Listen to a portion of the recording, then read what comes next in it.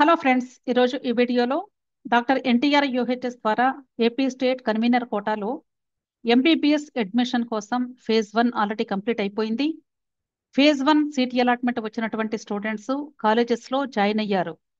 అయితే ఒకవేళ ఆ స్టూడెంట్స్లో ఎవరికైనా ఆల్ ఇండియా కోటా సెకండ్ ఫేజ్లో కానీ లేదా వేరే ఏ ఇతర స్టేట్స్లోనైనా సీట్ వచ్చి ఉంటే వాళ్ళు ఒకవేళ రిలీవ్ అవ్వాలి అనుకున్నట్లయితే వీళ్ళకి సంబంధించి ఒక నోటిఫికేషన్ రిలీజ్ అయింది. అంటే ఎవరైనా సరే జాయిన్ అయినటువంటి కాలేజ్ నుండి సర్టిఫికెట్స్ తీసుకొని బయటకు వెళ్ళాలి అంటే ఖచ్చితంగా ఫ్రీ ఎగ్జిట్ అనే ఆప్షన్ ద్వారా మాత్రమే వెళ్లాల్సి ఉంటుంది. అయితే ఇప్పుడు ఏపీ స్టేట్ కు సంబంధించిన phase 1 free exit notification official website లో సెప్టెంబర్ 21వ తారీఖున రిలీజ్ అయింది. కాబట్టి దయచేసి మీలో ఎవరైనా సరే ఈ ఫ్రీ ఎగ్జిట్ ఆప్షన్ యూజ్ చేసుకోవాలి అంటే జాగ్రత్తగా 1కి 2 సార్లు ఆలోచించి నిర్ణయం తీసుకోండి. సో ఈ ఫ్రీ ఎగ్జిట్ ఆప్షన్ గురించి ఫస్ట్ డీటెయిల్స్ చూద్దాము. ఆ తర్వాత ఎవరు తీసుకోవచ్చు ఎవరు తీసుకోకూడదు అనేది మీకు ఎక్స్ప్లెయిన్ చేస్తాను. ఇది ఆ లేటెస్ట్ నోటిఫికేషన్ అండి. ఇక్కడ ఏం చెప్తున్నారు అంటే ఎవరైతే ఆల్రెడీ రిపోర్ట్ చేసేసారో ఫస్ట్ ఫేజ్ లో వాళ్ళు ఇప్పుడు ఆ కాలేజ్ వద్దు అనుకుంటే బయటికి వెళ్ళడానికి తీసుకునే ఒకే ఒక మార్గం ఫ్రీ ఎగ్జిట్. అది మీరు 24వ తారీఖు మధ్యాహ్నం 3 గంటల లోపు తీసుకోవాలి అని చెప్తున్నారు. అయితే ఒకసారి మీరు కానీ నిర్ణయం తీసేసుకొని ఇక్కడ మేము ఫ్రీ ఎగ్జిట్ తీసుకొని బయటకు వెళతాము అనుకున్నట్లయితే ఆ తర్వాత ఏపీ స్టేట్ కన్వీనర్ కోటాలో సెకండ్ రౌండ్ నుండి మీరు పార్టిసిపేట్ చేసే అవకాశం పూర్తిగా కోల్పోయినట్లే. అంటే ఇంకా ఈ సంవత్సరానికి కన్వీనర్ కోటాలో మీకు అర్హత ఉండదు. ఎందుకంటే ఆల్రెడీ జాయిన్ అయ్యి బయటకు వచ్చేసారు కాబట్టి. అలా కాకుండా ఒకవేళ మీరు ఫ్రీ ఎగ్జిట్ తీసుకోకుండా అదే కాలేజ్లో ఉంటే ప్రాబ్లం లేదు, నెక్స్ట్ రౌండ్స్ లో కూడా పార్టిసిపేట్ చేయొచ్చు.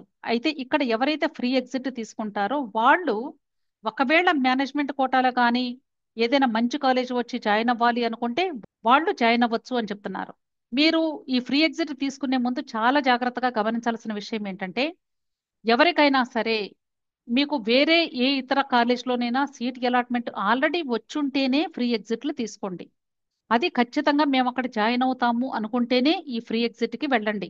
అదర్వైజ్ ఎవరు కూడా ఫ్రీ ఎగ్జిట్ తొందరపడి తీసుకోవద్దు.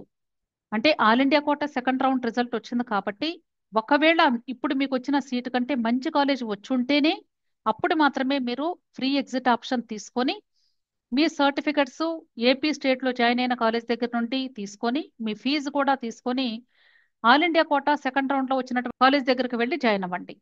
లేదా వేరే ఏ ఇతర స్టేట్స్లో వచ్చినా సరే మీరు వెళ్ళి జాయిన్ అవ్వండి. క్లియర్? ఇది చాలా చాలా ఇంపార్టెంట్ అండి.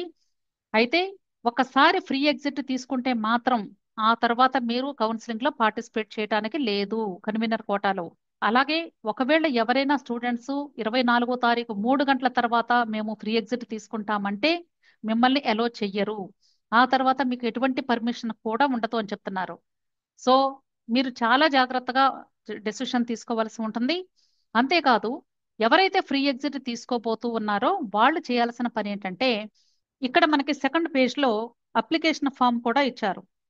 ఇది మీరు డౌన్లోడ్ చేసుకొని ప్రింట్అవుట్ తీసుకొని ఈ డేటా అంతా కూడా ఫిల్ చేయాలి. మీది ఫిల్ చేసి మీరు ఏ కాలేజ్లో అయితే సర్టిఫికెట్స్ పెట్టి ఆల్రెడీ జాయిన్ అయ్యి ఉన్నారో ఆ కాలేజ్ దగ్గరికి వెళ్ళి ఆ ప్రిన్సిపల్ గారికి ఈ ఫామ్ని మీరు సబ్మిట్ చేసి మాత్రమే ఫ్రీ ఎగ్జిట్ పొందవలసి ఉంటుంది. గుర్తుంచుకోండి. ఈ సర్టిఫికెట్ మీద తప్పనిసరిగా స్టూడెంట్ పేరెంట్ సంతకం చేయాలండి. అప్పుడు మీ సర్టిఫికెట్స్ మీరు కట్టిన అమౌంట్ మొత్తం కూడా ఇచ్చి మిమ్మల్ని రిలీవ్ చేస్తారు. క్లియర్? ఇది AP state phase 1 free exit కి సంబంధించినటువంటి నోటిఫికేషన్. ఈ వీడియో నచ్చితే ఈ వీడియోని లైక్ చేయండి, షేర్ చేయండి, అలాగే నా ఛానల్ని సబ్స్క్రైబ్ చేసుకోండి. Thank you.